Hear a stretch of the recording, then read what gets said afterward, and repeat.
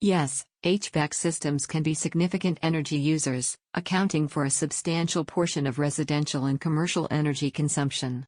In the United States, HVAC systems are responsible for nearly 20% of the nation's energy consumption. This high energy usage has several environmental and economic implications. Environmental impacts. 1. Greenhouse gas emissions. The burning of fossil fuels to power HVAC systems releases greenhouse gases, such as carbon dioxide, into the atmosphere. These gases contribute to climate change, leading to rising sea levels, extreme weather events, and disruptions to ecosystems. 2. Air pollution. HVAC systems can also emit air pollutants, such as nitrogen oxides and volatile organic compounds, VOCs, which can harm human health and contribute to smog formation. Economic impacts. 1. High energy costs. The high energy consumption of HVAC systems translates into significant energy bills for homeowners and businesses. These costs constrain household budgets and make it challenging for businesses to remain competitive. 2.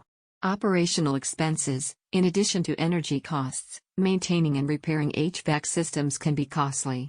Replacing old, inefficient systems with newer, more energy-efficient models can also require significant upfront investments. Reducing HVAC energy use.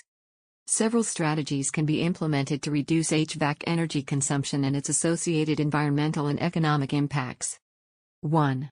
Upgrade to energy-efficient equipment. Installing newer, high-efficiency HVAC systems with higher SEER, seasonal energy efficiency ratio, ratings for cooling and HSPF, heating seasonal performance factor, ratings for heating can significantly reduce energy consumption. 2.